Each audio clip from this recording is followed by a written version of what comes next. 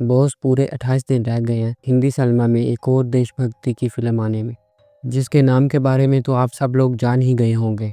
बिस्मिल्लाहिर्रहमानिर्रहीम, अस्सलाम वालेकुम दोस्तों। जी तो दोस्तों, बिल्कुल 28 दिन के बाद बॉलीवुड में एक और एंटी पाकिस्तानी मूवी को लॉन्च किया जा रहा है, जिसकी डिटेल के बारे में आज की हम वीडियो में जानने की कोशिश करेंगे। पहले मूवी की स्टोरी को चंद पॉइंट्स में जानने की कोशिश कर लेते हैं, उसके बाद टॉप 3 डार्क सीक्रेट्स के बारे में डिस्कशन करेंगे।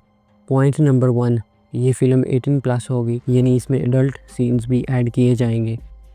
ज़ाहिर है एक फ़िल्म में 12 मसाले होंगे तो ये फ़िल्म चलेगी। और दूसरा, इसको एंटी पाकिस्तानी स्टोरी पर बनाया जा रहा है। पॉइंट नंबर 2, इसमें धुरंधर 1 के मुकाबले में वायलेंस भी सबसे ज़्यादा दिखाया जाएगा, ताकि इस मूवी के सीन आने वाले 10 सालों तक आइकॉनिक बनकर रहे। पॉइंट नंबर 3, ये मूवी भी एंटी पाकिस्तानी है। इसी तरह जैसे धुरंधर 1 को पब्लिक में एक अच्छी इमेज मिली और इंडियन पब्लिक में धुरंधर 2 को लेकर भी बहुत अच्छी हाइप क्रिएट हो चुकी है।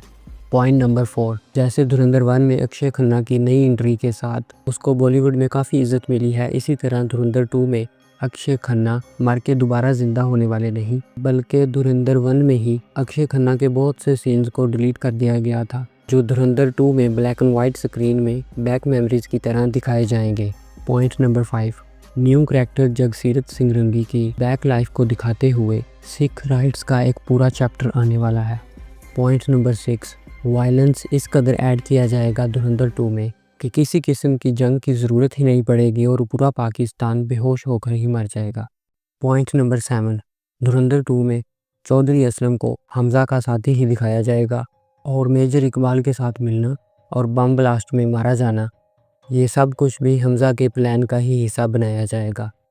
पॉइंट नंबर 8, धुरंधर मूवी की इब्तिदा उसी सीन से होगी जिसमें हमज़ा रहमान डकैत के छोटे बेटे को बचाता है, और उसमें ये दिखाया जाएगा कि हमज़ा कैसे रहमान डकैत के बड़े बेटे को मारता है। पॉइंट नंबर 9, हमज़ा की तमाम साजिशों का रहमान डकैत की बीवी को पता चल जाएगा और वो इस इंडियन जासूस की खबर लेने की कोशिश करेगी, मगर अफसोस। Point number 10, Indian raw agent Hamza का मेजर इकबाल से मुकाबला होगा और वो हाथों ही हाथों से एक दूसरे को नोच खाएंगे। आखिरकार Indian raw agent major Iqbal को मारता हुआ और पाकिस्तान की गलियों में छोटे बाजू वाली कमीज़ पहनकर और बाइक पर लहराता हुआ इंडिया वापस चले जाएगा। पॉइंट नंबर 11, धुरंधर 2 में यामी गौतम की भी एंट्री है। ये वो अदाकारा हैं जिन्होंने एंटी पाकिस्तानी मूवी उरी में भी अपनी अदाकारी की है। कंफर्म तो नहीं है, मगर ये धुरंधर 2 में पाकिस्तानी पॉलिटिकल लीडर बेनज़ीर भुट्टो का किरदार अदा करेंगी, और अगर वाकई ऐसा होगा तो। पॉइंट नंबर 12, अक्षय खन्ना की धुरंधर 1 में एंट्री के बाद रणवीर सिंह ने भी रोना शुरू कर दिया है और डायरेक्टर्स इनकी शेरे बुलोज वाली एंट्री के लिए एक वायरल सॉन्ग ढूंढने की कोशिश कर रहे हैं। पॉइंट नंबर 13, रहमान डकैत की मौत के बाद लियारी की गद्दी उज़ैर बलोच के हाथों में चली जाती है और उज़ैर बलोच अरशद पप्पू के कटे हुए सर से फुटबॉल खेलता है, और ये इंडिया की तरफ से ऐसा वायलेंस है कि जिसकी तरफ से डर कर पूरा पाकिस्तान ही अपने घरों में बैठ जाएगा। पॉइंट नंबर 14, धुरंधर 1 में सिर्फ लियारी के करैक्टर दिखाए गए थे और अब धुरंधर 2 में रियल करैक्टर दिखाए जाएंगे, यानी पाकिस्तान को पूरा एक्सपोज किया जाएगा। जैसे दाऊद इब्राहिम के बॉलीवुड और मैच फिक्सिंग के बारे में सीक्रेट्स को खोलना, और उसामा बिन लादेन का, जो कि खुद एक शेल्टर में थे, उनका पूरी दुनिया को धमकी देना। तो दोस्तों, हमारा आखिरी पॉइंट नंबर 15, इस धुरंधर 2 मूवी में साबिक वज़ीर आज़म नवाज़ शरीफ को भी नहीं छोड़ा जाएगा।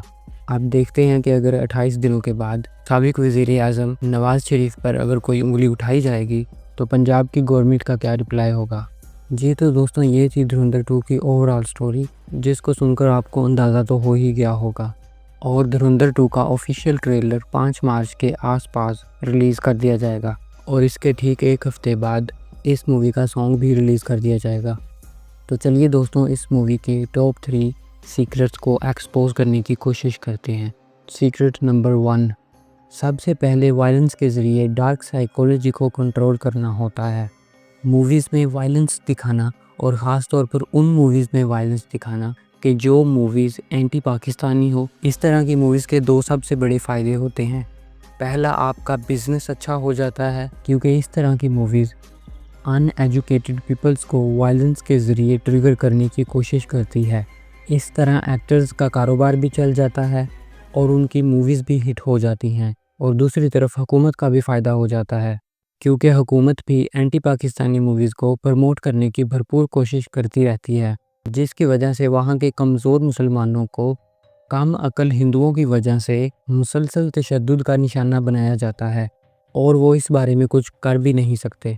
इसी धर्म परस्ती के चलते वहाँ की हुकूमत ने बहुत सी मस्जिदों को शहीद भी कर दिया है और आने वाले दिनों में कर भी रहे हैं। फिर भी ये लोग जो हर एक चीज़ को भगवान बना लेते हैं, इनका मुसलमानों के साथ रहना भी इन्हें गवारा नहीं। सीक्रेट नंबर 2, हर एंटी पाकिस्तानी मूवीज़ में पाकिस्तान के पॉलिटिकल कैरियर्स को तोड़ मरोड़ कर पेश करने की कोशिश करते रहते हैं और इस तरह ये अपनी हर मूवी को पॉलिटिकल टच ज़रूर देते हैं। दोस्तों, पाकिस्तान में दहशतगर्दाना तंजीमों को टारगेट करने के बहाने से इन्होंने 2025 में ऑपरेशन सिंदूर किया, जिसकी वजह से कई हिंदुस्तानी महिलाओं को विधवा करवा कर बैठ गए, के बजाय इसके कि इंडिया में अक़लियतों का ख्याल रखा जाए, वहाँ डेवलपमेंट की जाए, लोगों को एजुकेट किया जाए और वहाँ की गरीबी को ख़त्म किया जाए। इनको सिर्फ पाकिस्तान के लिए एंटी पाकिस्तानी मूवीज़ बनानी है, जिसकी वजह से ये देशभक्ति का चूरन बेच सकें और पाकिस्तान की पॉलिटिकल लाइफ पे उंगली करते रहें। दोस्तों, सीक्रेट नंबर 3 इस कदर ख़तरनाक है कि अगर कोई सबसे बड़ी जंग होगी भी तो इसी सीक्रेट नंबर 3 की वजह से होगी, क्योंकि इस सीक्रेट नंबर 3 को इंडिया अपनी हर एंटी पाकिस्तानी मूवीज़ में मस्ट यूज़ करता है। तो चलिए सबसे पहले द मीर टीवी से इस बात को जानने की कोशिश करते हैं। Secret number 3, Sikh community. दोस्तों, सिख कम्युनिटी एक ऐसी कम्युनिटी है कि जिसकी कोई ऑफिशियल कंट्री नहीं है।